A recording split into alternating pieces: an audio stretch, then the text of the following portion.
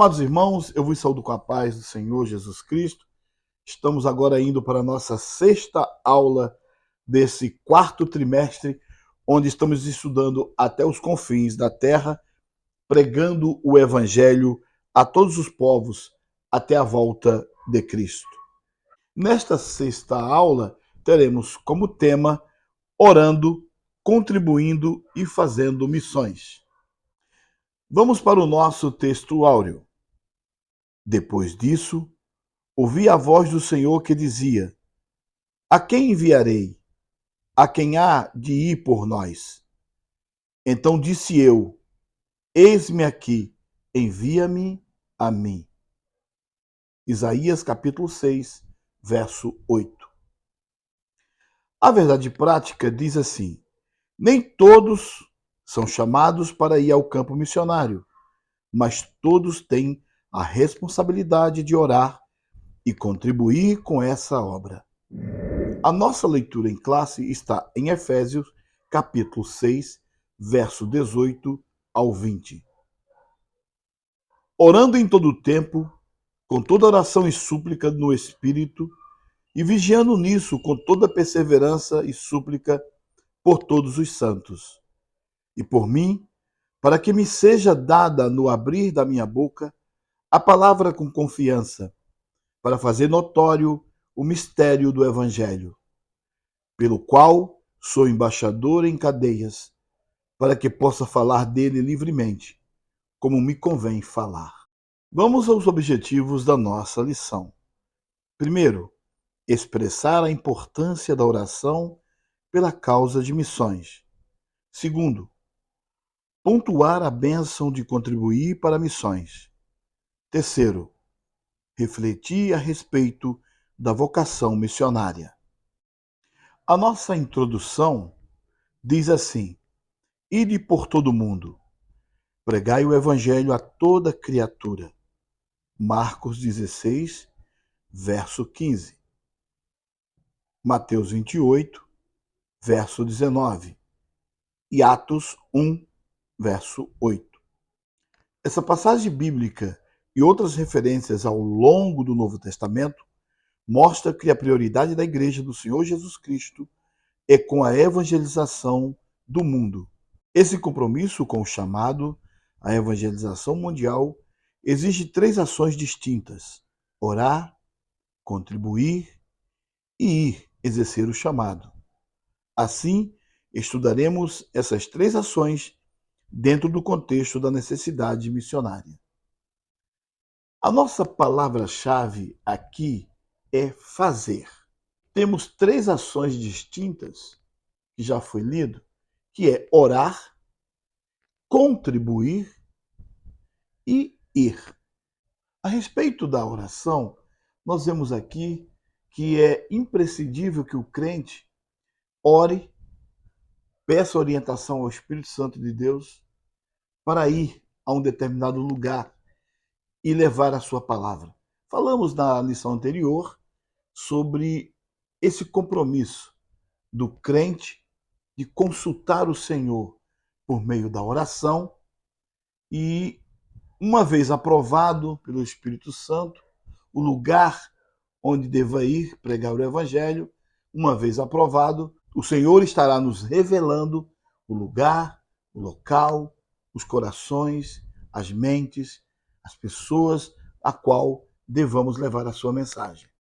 A oração é o ponto de contato do crente com o Senhor. É com a oração que eu converso com o Senhor. E Ele conversa comigo. Por intermédio da oração, eu consigo ter do Senhor as respostas necessárias para os dias atuais, as respostas necessárias para que possa fazer missões, as respostas necessárias para o projeto tão grandioso do nosso Deus. Você vê que mesmo Daniel, longe da sua terra, longe do seu lugar, em terras longínquas, naquele lugar na Babilônia, olhando para Jerusalém, com a sua janela virada para Jerusalém, ele orava 3 vezes ao dia, falando com o Senhor.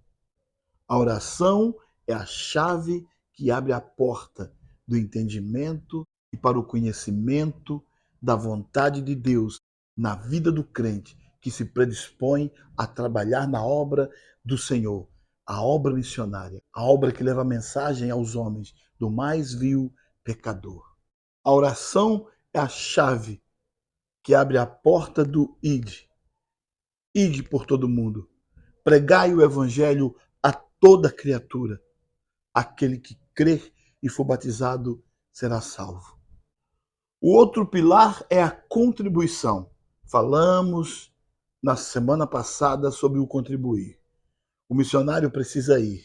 Ele foi impulsionado pelo Espírito Santo para ir buscar as almas, mas é preciso que a igreja, é preciso que os irmãos abram o seu coração para também contribuir, ouvindo também assim a voz do Espírito. Assim como o missionário ouviu a voz do Espírito Santo para ir, aquele que não vai, aquele que fica, tem que ouvir a voz do Espírito Santo para contribuir. Algumas pessoas podem até dizer, mas o missionário ele não foi? Ele foi comissionado aí? Então que ele vá. Não, não é assim. Nós precisamos entender que ele foi comissionado a ir, mas a igreja está comissionada a contribuir, a ajudar esse missionário com um salário digno para que ele possa trabalhar na obra de Deus com contentamento, juntamente com a sua família, sem passar nenhum perrengue, sem passar necessidades, porque ele precisa estar confortável, juntamente com a sua família, para alegremente levar o evangelho, levar esta palavra e automaticamente colher os molhos, colher os molhos da semente plantada. Então falamos aqui de orar, falamos de contribuir e agora falamos do ir. Né? Oramos, nos predispomos a contribuir e agora comissionamos, a igreja comissiona por meio e por intermédio do Espírito Santo a escolher o missionário que vai fazer a obra, o ID. E assim é lançado sobre esse missionário a responsabilidade de levar o evangelho a toda criatura. Ainda falando sobre a oração, nós vamos ler Colossenses capítulo 4, do verso 2, 3 e 4. Perseverai em oração, velando nela com ação de graças, orando também juntamente por nós, para que Deus nos abra a porta da palavra, a fim de falarmos do mistério de Cristo, pelo qual estou também preso, para que o manifeste como me convém falar. Aqui há uma exortação à oração e à sabedoria, porque para falar a palavra de Deus, para pregar a palavra de Deus, precisamos orar, pedir a Ele para que Ele dê a palavra certa, que vai aos corações dos homens. Porque Deus conhece o coração do homem. Deus conhece o coração daquele que está ali, do outro lado ouvindo, do ouvinte, da pessoa que está necessitada. Nós não conhecemos, o Senhor conhece tudo. Então pedimos a Ele, Senhor, nos ajuda para que possamos ministrar a Tua palavra. Então tudo aqui pede a perseverança da oração. É necessário orar, velando com ações de graça, para que Deus dê a mensagem. E aqui ele encerra dizendo aqui, ó, para que o manifeste como me convém falar. Nós não sabemos o que vamos falar, mas quando abrimos a nossa boca, quando oramos e pedimos ao Senhor, e ao abrir da nossa boca, Deus vai falar por intermédio de nós, por intermédio do missionário que está no campo. Então, eis aí o motivo de orar incessantemente. Vamos ler outro versículo sobre oração? Efésios 6,19, que diz assim: orando em todo tempo, com toda oração e súplica no Espírito, e vigiando nisso, com toda perseverança e súplica por todos os santos. Aqui mostra que a oração tem que ser com súplicas. Súplicas pelo missionário que está no campo. Porque a batalha é grande. Não é fácil ir para o campo missionário. Alguém acha que é muito fácil. Hoje em dia as pessoas querem o título de missionário. Aonde você chega tem mais missionário do que pastor, mais missionário do que diácono, mais missionário do que presbítero. Todo mundo quer ser missionário. Ser missionário não é fácil. Estar no campo de batalha não é fácil. Por isso que devemos orar incessantemente, porque aquele que ora também entra em batalha, juntamente com o missionário que está no campo. Entramos em batalha, juntamente com ele, ajudando ele, lá no campo. Quando a igreja ora, o missionário vence. Quando a igreja ora, quem está no campo de batalha está vencendo. Quando a igreja deixa de orar, quem está no campo de batalha vai padecendo, vai perdendo a batalha. Mas se a igreja ora e continua orando, quem está no campo de batalha vai vencendo, vai vencendo. A intercessão é muito importante. Quando a igreja intercede, cada pessoa que está lá no campo, cada missionário que está lá no campo, e cada pessoa que ouvindo a sua mensagem levanta a mão, aceitando Jesus, é uma batalha vencida. Então continuamos orando. O primeiro tópico da nossa lição de hoje vai falar justamente sobre isso. Vamos ler? Orando pela causa de missões. Primeiro subtópico diz: a importância da oração na obra missionária. Embora considerado um gigante na fé, o apóstolo Paulo não dispensava as orações das igrejas, pois possuía um profundo senso de necessidade dessa disciplina espiritual. Para o apóstolo Paulo, a oração é uma disciplina interligada à obra missionária. Efésios 6, 18, 20.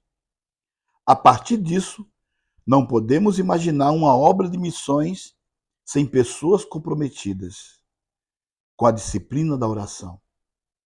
Nesse sentido, passamos a destacar pelo menos duas finalidades da oração na obra missionária. Percebemos então que aqui o comentarista ele vai citar o primeiro subtópico, chamando para os dois próximos subtópicos, que é a intercessão e o despertar, né? Então, a finalidade da oração, o sentido da finalidade da oração na obra missionária, nos mostra dois destaques, né? Que quem ora intercede, quem ora também se desperta para a obra missionária. Então vamos ler aqui no segundo subtópico, que diz assim: interceder. Devemos orar para que as portas do evangelho sejam abertas. Orar para que os corações das pessoas se abram à mensagem de salvação.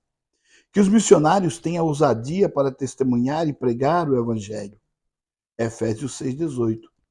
A fim de que a palavra de Deus seja propagada. 2 Tessalonicenses 3,1. Devemos interceder pela proteção e segurança deles diante dos perigos que enfrentam. 1 Tessalonicenses 3:2.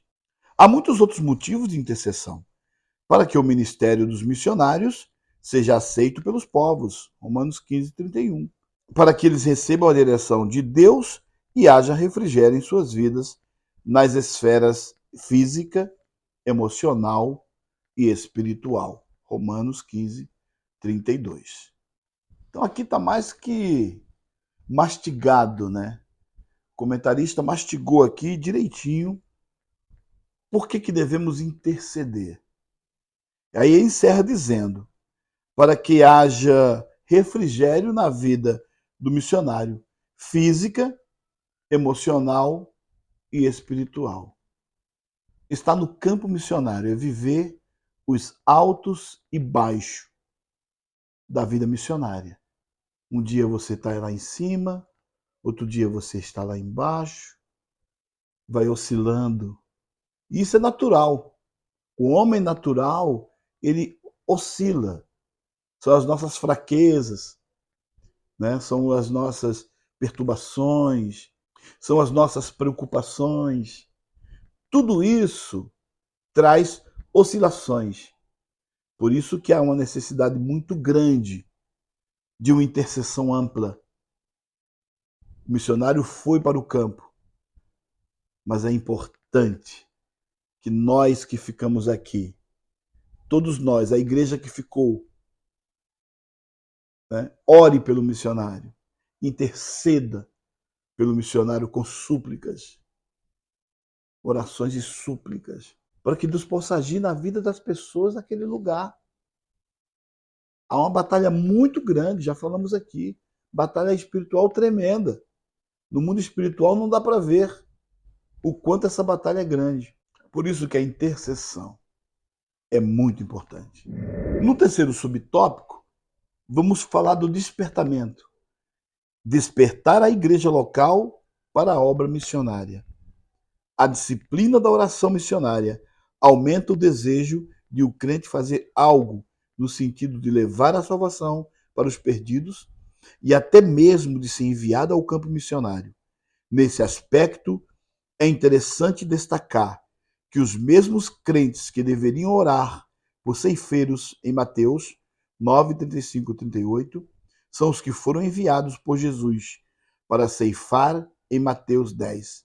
Por isso, um grande líder de missões certa vez disse: se mais crentes se pusessem de joelhos em oração, mais crentes se poriam em pé na evangelização. É uma grande verdade mesmo. Porque aquele que ora, aquele que intercede, também tem o mesmo desejo de estar lá no campo. Então ele vai. Uma hora ele vai, ele diz: não, eu não posso ficar só aqui, eu quero ir lá também ajudar. Passar a Macedônia e ajudar. Aí ele vai. O mesmo crente que ora e que intercede pelo missionário tem o mesmo desejo de também estar lá. E com certeza, quando um missionário volta, trazendo os seus molhos, aleluias, toda a igreja vence. Toda a igreja também está trazendo, está contribuindo para que esse missionário traga os molhos. Isso é maravilhoso. A igreja intercedendo, o missionário trabalhando no campo e a igreja contribuindo. Esse é o próximo tópico que a gente vai ler aqui. Segundo tópico, contribuindo para missões. O sustento dos missionários.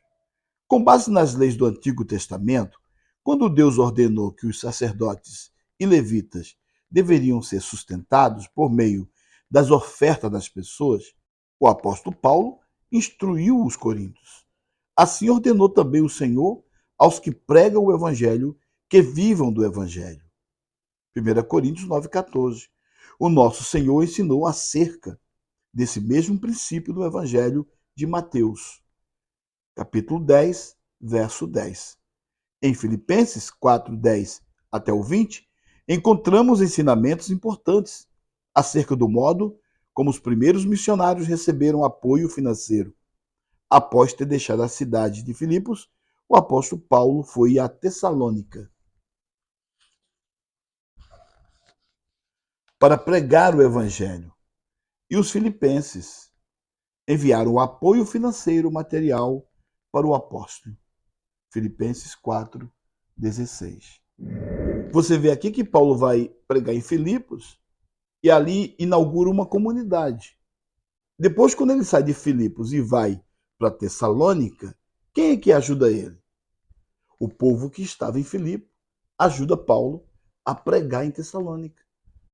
Contribui com apoio financeiro para Paulo se sustentar em Tessalônica. Então, a igreja primitiva nos dá um verdadeiro exemplo de como devemos se portar, nos portar diante da necessidade do missionário que está no campo. Na outra lição, da semana passada, eu falei de exemplos de missionários que estão passando necessidade no campo. E que não é possível que isso ainda aconteça nos dias atuais, com tantas igrejas ricas. Né? Nós sabemos que existem igrejas que não são tão ricas assim, né? Que não têm dinheiro para bancar um missionário, são igrejas menores, igrejas pequenas, onde as finanças são poucas, as pessoas não têm dinheiro. Hoje em dia também tá muito difícil. Mas tem muita igreja aqui no Brasil que tem condições de sustentar bem o seu missionário lá fora, né, que foi enviado. Muitas igrejas. Aí não fica bem para a igreja quando o missionário vai para o campo e passa necessidade. Porque a primeira coisa que o missionário, quando está no campo, quando ele vai para o campo, ele está evangelizando a sua família, evangelizando a sua esposa, evangelizando os filhos. Quando chega lá que começa a passar o maior perrengue, os próprios filhos vão perguntar: pai, nós viemos aqui para sofrer assim? É isso mesmo? Temos que sofrer assim, dessa forma? Então, há uma necessidade muito grande de a igreja local, que está enviando o missionário para aquele lugar, tenha isto em mente. Além da intercessão, as contribuições são necessárias para a vida ministerial do missionário e sua família. Para confirmar o que nós estamos falando aqui, vamos ler em Filipenses capítulo 4, do verso 13 até o 16. O apóstolo Paulo vai dizer assim: posso todas as coisas naquele que me fortalece. Todavia, fizeste bem em tomar parte da minha aflição. E bem sabeis também vós, ó Filipenses, que no princípio do evangelho, quando parti da Macedônia, nenhuma igreja comunicou comigo com respeito a dar e a receber, senão vós somente. Porque também uma e outra vez me mandastes o necessário a Tessalônica. Veja aqui a dificuldade de Paulo. O que nós estamos falando é uma realidade atual. O que acontece aqui com Paulo acontece hoje em dia da mesma forma. Paulo vai dizer: ó Filipenses, vocês me ajudaram. Porém, outras igrejas, quando eu passei a Macedônia e que fundei outras igrejas, nenhuma delas me comunicou sobre isto. É claro que tudo posso.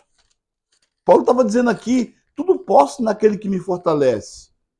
Aqui nessa questão aqui, no tudo posso, naquele que me fortalece, era a vida de Paulo no campo missionário. Tudo ele podia naquele que fortalecia ele, que era o Senhor. Porque o Espírito já tinha comissionado Paulo a ir pregar o Evangelho. Então ali o Espírito Santo ia dar o sustento para ele. Você vê que ele reclama das outras igrejas. Mas o Espírito Santo vai e toca aqueles que são sensíveis. Nós temos que ser sensíveis, nós todos, ao Espírito Santo. Filipenses foi sensível ao Espírito Santo e enviou contribuições para o ministério de Paulo em Tessalônica. Que coisa linda, que coisa maravilhosa, que exemplo de igreja, que exemplo de irmãos que contribuíram naquele momento, na vida crucial de Paulo, na pregação do Evangelho. E eu quero abrir um parênteses aqui, porque muitos crentes e muitas pessoas usam o versículo 13, posso todas as coisas naquele que me fortalece, para exprimir outras vontades, que não seja a vontade de Deus. Aqui, quando Paulo diz isso, Paulo está falando da vontade de Deus sobre sua vida. Tudo ele podia naquele que estava fortalecendo ele para a obra. Muitas vezes a pessoa usa esse versículo para outra coisa. Posso todas as coisas naquele que me fortalece. Mas aquele que fortalecia Paulo, fortalecia ele para o comissionamento da obra missionária. Por isso que esse versículo está aqui. Posso todas as coisas. Ele podia ir mais além, porque o Espírito, porque o Senhor estava com ele. Porque o Senhor Jesus, aquele que encontrou ele no caminho de Damasco, estava com ele todo o tempo. Mas ele vai agradecer à igreja de Filipe, que o ajudou em Tessalônica. Isso é muito lindo. Isso é muito lindo da parte de Paulo. Amém? Nos dá um exemplo muito grande para os dias de hoje. Vamos para o segundo subtópico. Contribuir para missões é juntar tesouros no céu. Em Mateus 6,20, lemos: Mas ajuntai tesouro no céu, onde nem a traça nem a ferrugem consomem, e onde os ladrões não minam nem roubam. Esse versículo revela um contexto de quem domina o coração do ser humano. O tesouro do céu, Deus, ou o tesouro da terra, Mamon. Nesse sentido, podemos afirmar que quem financia a obra missionária está juntando o tesouro no céu, pois sua atitude faz com que resultados extraordinários sejam reconhecidos na eternidade. Por isso, somos convidados a ser participantes na cooperação financeira do anúncio do Evangelho, como os filipenses eram no ministério do apóstolo Paulo. Filipenses 1:5. Eu lembro de uma mensagem em que nós pregamos outro dia, logo quando Adão pecou e Adão estava no jardim do Éden se escondendo da presença de Deus, e Deus, naquela ação missionária, buscando o homem que se havia perdido, pergunta: onde estás? Onde estás, Adão? É claro que Deus sabia onde ele estava, mas ele queria ouvir do homem em que situação ele estava. Como é que estava o seu coração? E logo Adão sabia que não podia esconder da presença de Deus por muito tempo, se apresentou e confessou, dizendo que estava nu. E Deus vai questionar ele e perguntar: comeste do fruto em que não deveriam comer? E ele vai contar isso para Deus, vai dizer que comeu, sim, eu comi. A mulher que tu me deste, ele bota a culpa na mulher, comi. Mas eu queria pegar a ênfase do onde estás, né? Onde estás? Em todo o processo da Bíblia Sagrada, nós encontramos grandes homens que estavam fazendo algo para Deus no dia em que Deus o procurou. A Bíblia diz que Deus olha para a humanidade e não vê um homem sequer, um justo sequer. Aí quando olha para Noé, achou graça em Noé. E com o passar do tempo, Deus tem olhado para a terra e tem visto os homens e tem perguntado: onde estás? Onde que está o coração do homem? Aqui o comentarista vai dizer, vai falar que às vezes o coração do homem está aqui, no dinheiro, está em Mamon, não está em Deus. Se o coração dele está em Mamon, ele está na terra. Mas se o coração dele está voltado para Deus, ele está comissionado a fazer a obra de Deus. Então Deus pergunta: onde estás? Onde está o teu coração? Esta é a pergunta. Contribuir para missões é juntar tesouros no céu. Isso faz-nos ir para o terceiro subtópico, que diz: contribuir para missões é um privilégio. Não há privilégio maior do que saber que, por meio de nossa cooperação financeira, Bíblias estão chegando a lugares que nunca ouviram falar do Evangelho. Vidas estão sendo alcançadas na África, na Europa, no outro lado do mundo. Participar dessa cooperação é um privilégio espiritual. Se não podemos participar de maneira presencial, podemos fazer de maneira financeira. Assim podemos cooperar na pregação do Evangelho até os confins do mundo. Filipenses capítulo 4, do verso 14 ao 20. Então, se contribuir é juntar tesouros no céu, contribuição é um privilégio. Também é um privilégio. É porque Deus está te dando, né, está te dando a bênção para você repartir. Se Deus está te dando, não encolha suas mãos para repartir. Quando você reparte, você está pegando um pouco da tua fazenda, de o muito que Deus tem te dado, pegando um pouco.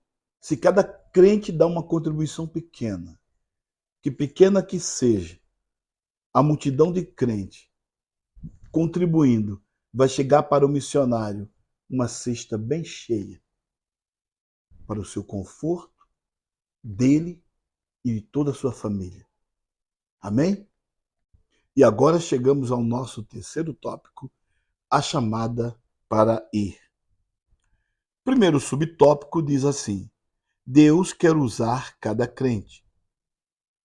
Todo cristão deve estar pronto para ir e fazer o trabalho missionário, levando as boas novas de salvação aos moradores do campo e da cidade, aos estudantes, às donas de casa, órfãos, profissionais liberais, deficientes físicos, prostitutas, homossexuais, dependentes químicos, enfim, tantos grupos que o Senhor nos proporcionar. Deus deseja usar a sua igreja em todos os lugares, hospitais, presídios, albergues, ilhas, aldeias indígenas, vilas, cidades, campos, praças, eventos em massas, individual, etc. e etc. Assim, para pregar o evangelho, o Senhor não enviará anjos, mas usará homens e mulheres. Hebreus, capítulo 2, verso 16.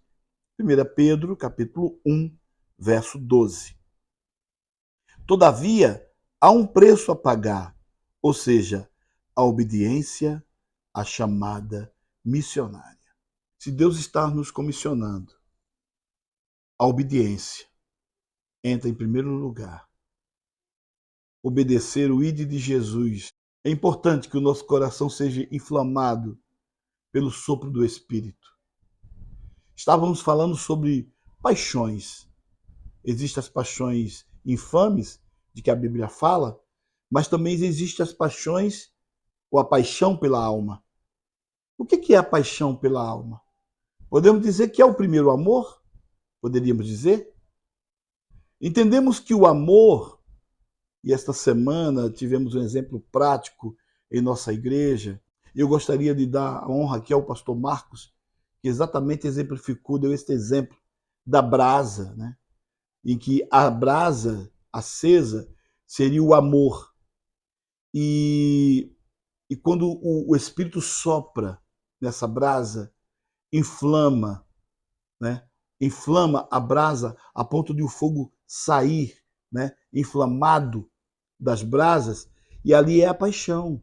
Então vamos orar para que possamos pedir ao Espírito Santo que esse amor às almas seja inflamadas pelo sopro do Espírito, para que possamos com pressa fazer a obra de Deus. Sairmos em direção às almas com um amor ardente, com uma paixão, porque a paixão nos leva à loucura, não é verdade? Quem está apaixonado aí sabe como é que é isso. Só que esta paixão aqui é um sentimento. Paixão é um sentimento. E esta paixão aqui, pelas almas, é uma paixão que vai nos fazer, vamos dizer assim, não loucuras, mas vai nos arder em chamas o coração para ir buscar essas vidas que estão lá fora. O desejo de que eles entendam, de que eles conheçam a verdade da palavra, a verdade sobre Cristo, a verdade sobre o sacrifício de Jesus. Vamos ao segundo subtópico, a chamada missionária. Nas Escrituras, vemos que Deus chama pessoas para uma grande obra. O profeta Isaías foi chamado por Deus no templo enquanto o adorava. Isaías 6, 8, 9. O profeta Jeremias recebeu sua chamada antes de seu nascimento. Jeremias 1, 5. O profeta Jonas recebeu um chamado específico para uma cidade específica, Nínive. Jonas 1, 2. O Senhor Jesus chamou seus discípulos quando a maioria deles ainda exercia uma tarefa profissional. Mateus 4, 18 e 22. O apóstolo Paulo foi chamado enquanto viajava para Damasco. Atos 9, 19 e 31. Aqui podemos perceber que não existe um único padrão de chamada missionária, mas é de suma importância reconhecer que a chamada para qualquer tipo de serviço relacionado ao reino de Deus vem do próprio Deus. Então, é isso. O missionário, cada missionário ele tem uma história para contar, um testemunho a dar de como Deus o chamou. Como que Deus chamou você? Então você tem uma história, um testemunho para dar. Nem sempre Deus vai chamar da mesma forma que chamou uma outra pessoa, vai chamar igualmente você. Mas cada pessoa é chamada de forma diferente e de como o Senhor quer, da forma que o Senhor quer. Você viu aqui? O comentarista vai falar. Paulo estava no caminho de Damasco, indo fazer o quê? Perseguir os cristãos. E ali vem uma forte luz que deixa ele cego, ele cai ao chão, ele ouve o chamado, ele é comissionado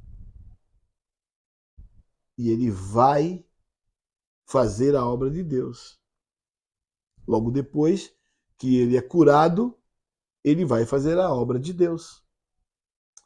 Né? Jeremias, Isaías e todos esses teve um chamado diferenciado. Mas o importante de tudo isto é que Deus, aleluia, ele comissiona, ele chama, como ele quer, da forma que ele quer. Então não sou eu. Tudo bem que temos que ter o desejo, é importante que tenhamos o desejo também de ser comissionado, de ser chamado pelo Senhor. Se temos esse desejo, é só esperar nele, que Deus, no momento oportuno e no momento certo, ele vai chamar você para a obra missionária. Não é um título, não é uma posição. Eu sou missionário. Um cargo. Tem muita gente querendo o cargo, mas o encargo ninguém quer. Todo mundo quer o cargo. Eu sou missionário. Mas os encargos sobre os ombros, os encargos sobre os ombros, ninguém quer. Ninguém quer. Vamos lá para o terceiro subtópico: caráter e testemunho na obra missionária. Além de ser chamado por Deus, é preciso fazer a diferença no cumprimento do ídolo de Jesus. Mateus 5, 13 e 16. Note a expressão: vós sois o sal da terra. Verso 13. Essa sentença nos remete ao caráter do cristão, pois carrega o sentido de trazer sabor, marcando a vida das pessoas por meio das nossas. Note também a expressão: vós sois a luz do mundo. Essa sentença traz a ideia do nosso testemunho pessoal, ou seja, a luz deve brilhar em meio às trevas, no contexto em que estamos inseridos. Imagine, eu sou chamado para ser missionário em determinado lugar, e eu chego naquela determinada cidade para pregar o evangelho, e eu não me posiciono como um crente que está pregando a verdade, como um verdadeiro mestre, e não um falso mestre. Imagina um missionário ir para uma cidade e sair mal falado de lá, porque não foi sal, porque não foi luz. Então faz parte da vida do missionário ser como a Bíblia está ensinando. Então o Senhor Jesus está ensinando aqui como que deve ser o caráter do cristão.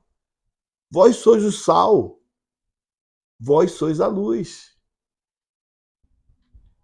Então há uma grande responsabilidade do missionário aqui, neste ponto, em que ele vai fazer a obra de Deus em determinado lugar, numa determinada cidade, e lá ele se comporta como sal, ele se comporta como a luz. O sal que dá sabor, que traz novidade de vida para a vida das pessoas. A luz que dissipa todas as trevas. Quando o missionário chega, se cumpre aquela palavra que diz: a luz chegou onde tinha densas trevas. Onde tinha trevas, a luz alcançou e chegou. A verdade chegou. E a verdade os libertou. Agora vamos para o nosso quarto subtópico, que diz o perfil do vocacionado. Podemos dizer que há um conjunto de competências necessárias ao desempenho do chamado missionário. Dentre elas, destacamos as seguintes: ser escolhido por Deus. Atos 9,15. Não ser neófitos. 1 Timóteo 3,6. Cheio do Espírito Santo. Atos 1,8. Reconhecido pela igreja. Atos 1,21. Ser aprovado nas tarefas locais. Está preparado espiritualmente, intelectual, psicológica e transculturalmente. Além de testados, cumpridores dos pré-requisitos acima, dependendo de Deus, 2 Coríntios 12,7, e perseverando nele, 2 Timóteo 4,2. Então aqui está o manual, o currículo é grande, né? Ser escolhido por Deus, não ser neófitos, ser cheio do Espírito Santo, ser reconhecido pela igreja. É necessário que a igreja que está enviando saiba que este é o missionário que vai. Ser aprovado nas tarefas locais. Porque antes dele ser missionário, ele já trabalhava na obra de Deus. Se ele já trabalhava fazendo tudo com zelo, então ele vai continuar fazendo a obra de Deus com zelo. Está preparado espiritualmente? Intelectualmente. Precisa estudar, né? Então está preparado espiritual, intelectual, psicológico e transculturalmente. Além de testados, cumpridores dos pré-requisitos acima, dependendo de Deus e perseverando nele. Amém? Então, além de todos esses requisitos, nós vamos ler dois aqui, que é muito importante, né? 1 Coríntios capítulo 12, verso 7, que diz assim: mas a manifestação do Espírito é dada a cada um para o que for útil. E falando também da perseverança do missionário, vamos ler 2 Timóteo capítulo 4, verso 2, que diz assim: que pregues a palavra, instes a tempo e fora de tempo, redarguas, repreendas, exortes com toda longanimidade e doutrina. Sem desânimo, e o missionário vai estar fazendo a obra de Deus dentro do padrão requisitado. Dentro do padrão requisitado por Deus. Tudo vai dar certo. Quantos missionários por aí estão indo por conta própria, sem ter o padrão da preparação para ir ao campo missionário? Aí quando volta, volta decepcionado, perguntando por quê. Por quê, Senhor? Por quê, Senhor? Porque não seguiu o padrão correto, certo, padrão do Senhor, a medida certa.